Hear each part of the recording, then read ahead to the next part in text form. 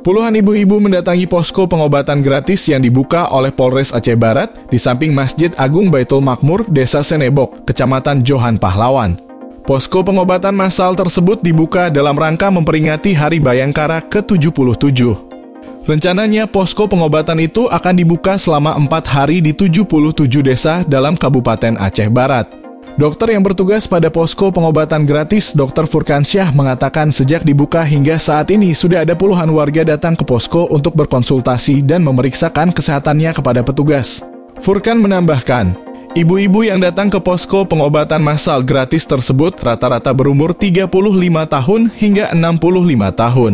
Sedangkan untuk anak-anak muda baik itu pria dan wanita masih sangat jarang. Selain memberikan pemeriksaan kesehatan gratis, sebut Furkan, nantinya masyarakat yang datang ke posko pengobatan massal ini juga akan diberikan obat-obatan oleh petugas secara gratis.